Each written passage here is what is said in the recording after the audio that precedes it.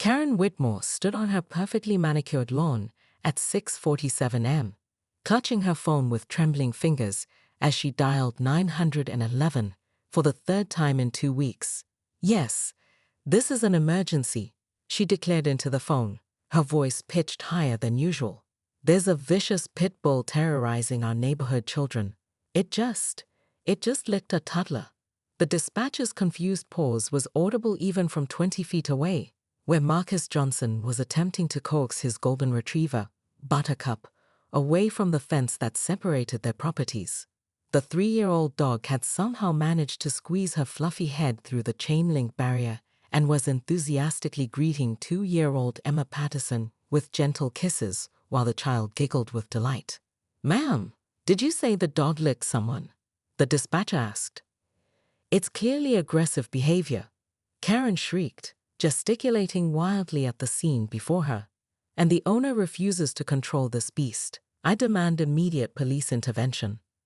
Marcus shook his head as he gently extracted Buttercup from the fence.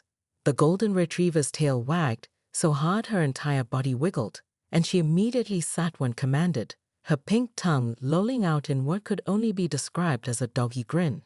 Emma's mother, Sarah, was laughing as she wiped dog saliva from her daughter's cheek. Karen had moved to Meadowbrook Estates 6 months ago, immediately inserting herself into the homeowners association with the fervor of someone who had finally found her calling. As the newly elected HOA president, she'd already managed to fine 3 residents for excessive garden gnome displays, banned children's chalk art as property defacement, and instituted a rule requiring all pets to be pre-approved for neighborhood aesthetic compatibility. The problem was that Buttercup predated Karen's residency by 2 years, and Marcus had the paperwork to prove it. "Mrs. Whitmore," Marcus called out, his patience wearing thin. "Buttercup is a registered therapy dog. She visits the children's hospital every Thursday.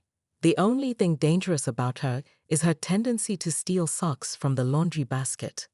But Karen was already marching toward him, her perfectly pressed slacks swishing with each determined step.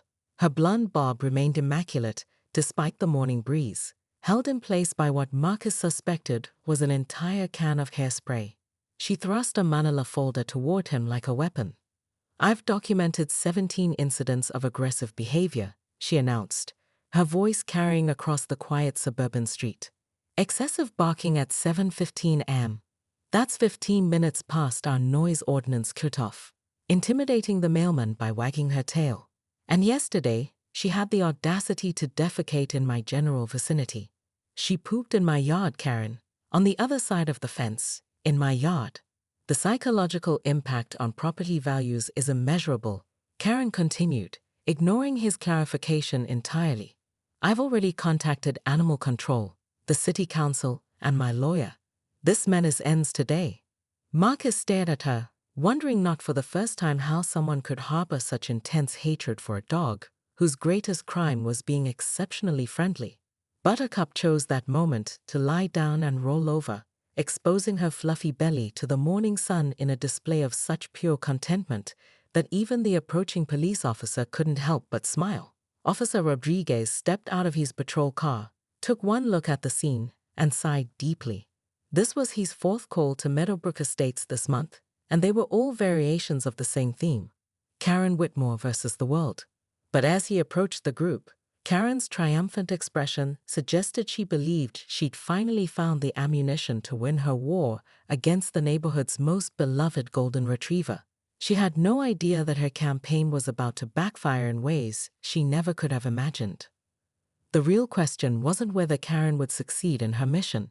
It was what she would do when she discovered the truth about Buttercup's past, and the reason why everyone in the neighborhood was so protective of the gentle dog who had helped them heal from a tragedy Karen knew nothing about.